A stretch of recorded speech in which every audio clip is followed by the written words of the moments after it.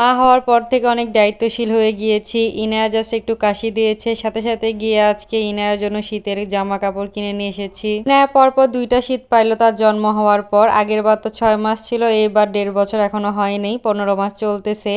আগের বছর ইনায়ের পিছনে আমরা কোনো শীতের কাপড়ের টাকা নষ্ট করি নাই, সব তার দাদা এবং ফুপা ফুপি কিনে দিয়েছিল।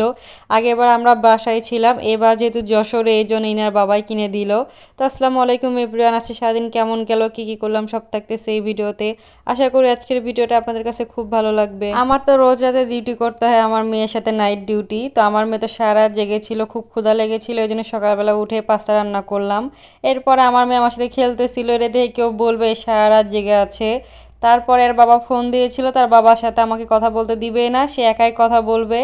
মাশাআল্লাহ আমার মেয়েটা অনেক বড় হয়ে গিয়েছে, এত দুষ্ট আর পাকনা বুড়ি যা বলার বাহিরে। ইনা বুড়িকে আবার সকালবেলা উঠে প্যানকেক তৈরি করে দিলাম, কালকে একটা খাইছে, আজকে একটাও মুখে দেয়নি। যাই হোক, আমি ট্রাই করতেছি কোনটা তার ভালো লাগবে। আর এই তো আমার জীবন, আমার মেয়ে এত দুষ্টু, কি আর করবো রে নিয়ে। ভাবলাম রুটি এবং আলু ভাজি করি, এমনি সময় টিভি দেখবে, বাট আমি যখন রান্না করতে যাবো, কাটাকাটি করতে যাব, তার সেখানে ডিস্টার্ব করতে হবে, মানে ওগুলো নিয়ে খেলবে। আমি ছোটবেলা থেকে আলু ভাজি খুব পছন্দ করি, বাট আমার কাছে গোল গোল খুব ভালো লাগে। আমার হাজবেন্ড আবার এরকম ঝুরি করা আলু ভাজি বেশি পছন্দ করে। আমার মা অ্যালার্জির ট্যাবলেট খেয়ে ঘুমাইছে, এই জন্য আমার মা একটু লেট করে উঠবে 8-9টার দিকে। তো আমি ভাবলাম সকালবেলা রান্নাটা শেষ করি। আলু ভাজি করতে নিয়ে যা ঝামেলা করছে, পরে আমি আর সাহস পাইনি রুটি করার, তাহলে রুটিরও অবস্থা খারাপ করে ফেলতো আমার মেয়ে। তাই রুটিটা স্কিপ করলাম। আমার মাকে বললাম মলা মাছ দিয়ে পুরপুরি রান্না করো, আমার মা আবার রান্না করেছে। এরপরে আমি আবার খাওয়া দাওয়া করলাম, মা আর আমি। আমার হাজবেন্ডও আসছিল, সে খাওয়া দাওয়া করে চলে গেল। আমার হাজবেন্ড ছোলা খেতে খুব পছন্দ করে, আমি 2-1 দিন পর পর এভাবে ছোলা রান্না করে দিই। মাঝে মধ্যে খুব হাসি পায় আর ভাবি যে আমাদের খাবারের মধ্যে এত কেন পার্থক্য,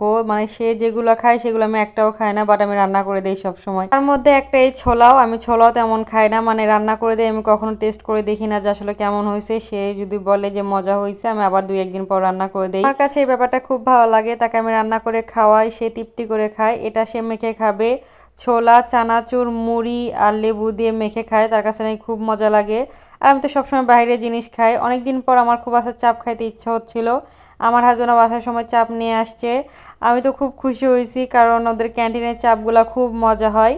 এরপরে আমরা খাইলাম, এখানে বসনা রুটি নিয়ে আসছিল 4টা, আর চিকেন চাপ নিয়ে আসছে 1টা। খাওয়া দাওয়া শেষ করে রাতের 9টার পর আমরা বের হয়ে গেলাম কালেক্টর মার্কেটে আমার মেয়ের কেনাকাটার উদ্দেশ্যে। ওখানে গিয়ে যেটাই দেখতেছি খুব ভালো লাগতেছে, আসলে মেয়ে বাচ্চা একটা রহমত, আর মেয়েদের জিনিসপত্র কিন্তু অনেক ভালো লাগে। তো আমার মেয়ের 3টা পায়জামা কিনেছি, এগুলো 70 টাকা পার পিস। 2টা গেঞ্জি কিনেছি, এগুলো 130 টাকা। জুতো 180 টাকা, মোজাগুলো 30 টাকা জোড়া, আর একটা সোয়েটার নিয়েছে 60 টাকা। বগুড়ার থেকে যশোরের জামা কাপড়ের দাম খুব কম। তো টাটা বাই বাই।